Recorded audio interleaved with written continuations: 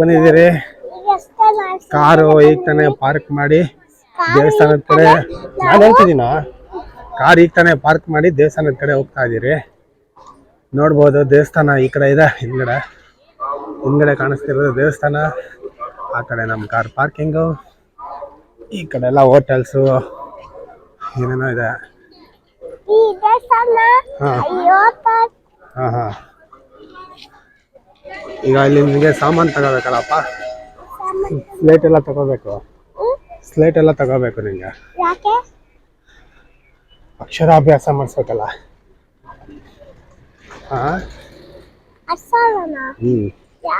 Slate ಅಲ್ಲಿ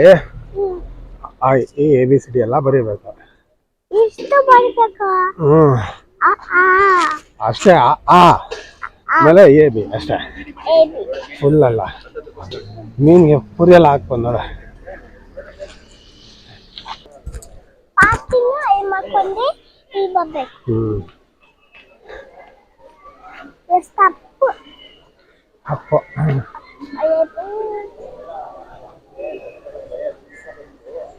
ನೋಡಪ್ಪ Satwik, left ಅಲ್ಲಿ ಕಾಣಿಸ್ತಿರೋದೆ ದೇವಸ್ಥಾನ.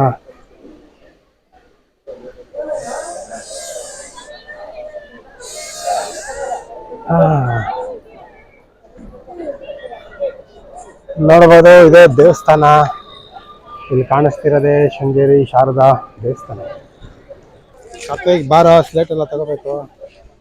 ಸರ್ ಒಂದು ಸ್ಲೇಟ್ ಕೊಡಿ. ತಗೋಪ್ಪ ಸ್ಲೇಟ್. ಕಾಯಿ ತಂದಿದ್ರೆ ಇಲ್ಲ, ಕಾಯಿ ತಂದಿದ್ಯಾ?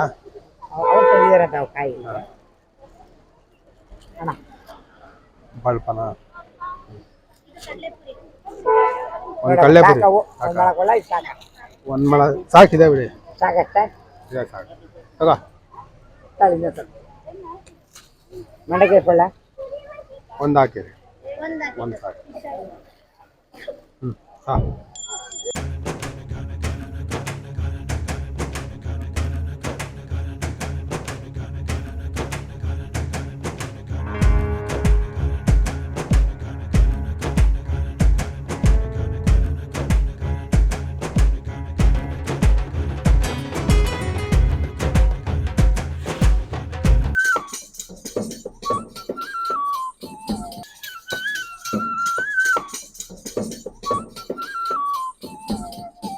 ಕೃಷ್ಣ ಡ್ಯಾನ್ಸ್ ಮಾಡಿದ್ರಲ್ಲ.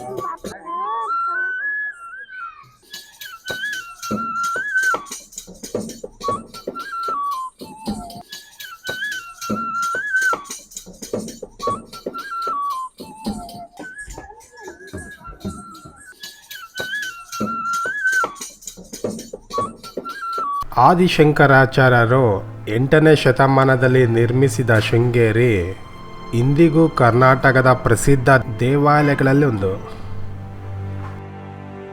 ಶಾರದಾಂಬಾ ದೇಗುಲ ತುಂಗಾ ನದಿಯ ದಡದಲ್ಲಿದೆ. ಈ ದೇವಸ್ಥಾನ ಎಲ್ಲ 8ನೇ ಶತಮಾನದಲ್ಲಿ ನಿರ್ಮಿತವಾಗಿದೆ. ಶ್ರೀ ಆದಿಶಂಕರಾಚಾರ್ಯರು ದೇಶಾದ್ಯಂತ ಧರ್ಮ ಸಂಚಾರದಲ್ಲಿ ತೊಡಗಿದ್ದಾಗ ದೇಶದ 4 ದಿಕ್ಕುಗಳಲ್ಲಿ 4 ಮಠ ದೇವಾಲಯಗಳನ್ನು ಕಟ್ಟಿಸಿದ್ದಾರೆ.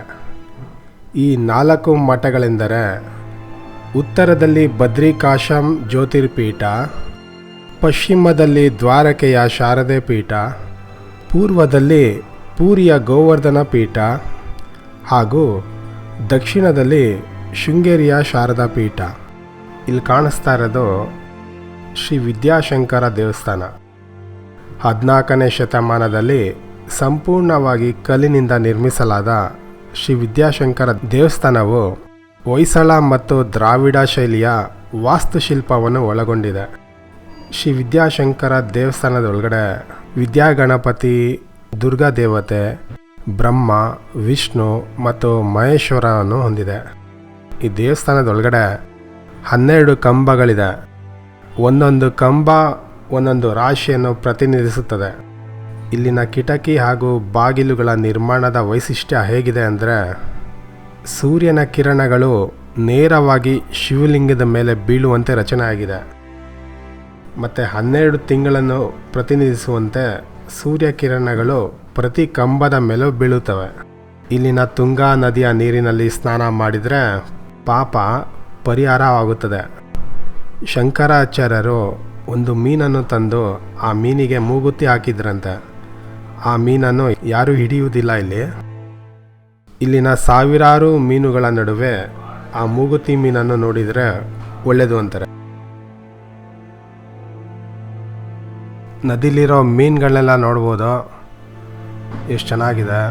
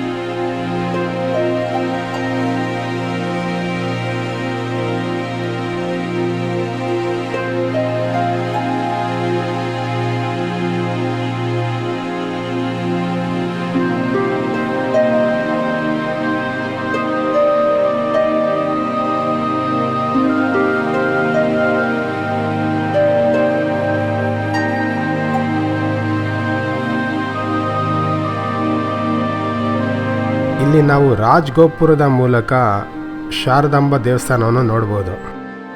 2014ರಲ್ಲಿ ನಿರ್ಮಿಸಲಾದ ಈ ರಾಜಗೋಪುರವು ಈ ಪ್ರಾಚೀನ ದೇವಾಲಯದ ಇತಿಹಾಸದಲ್ಲಿ ಹೊಸ ಕೊಂಡಿಯಾಗಿದೆ. ಶೃಂಗೇರಿ ಬೆಂಗಳೂರಿಂದ 320 ಕಿಲೋಮೀಟ್ರು ಮತ್ತು ಮಂಗಳೂರಿಂದ 111 ಕಿಲೋಮೀಟ್ರ್ ದೂರ ಇದೆ. ಟ್ರೈನಲ್ಲಿ ಬರೋಂಗಿದ್ರೆ ಶಿವಮೊಗ್ಗ ಹತ್ರ ಆಗುತ್ತೆ. ಶಿವಮೊಗ್ಗದಿಂದ 90 ಕಿಲೋಮೀಟ್ರ್ ಆಗುತ್ತೆ. ಬೆಂಗಳೂರಿಂದ ಇಲ್ಲಿಗೆ ಡೈರೆಕ್ಟ್ ಬಸ್ ಇದೆ.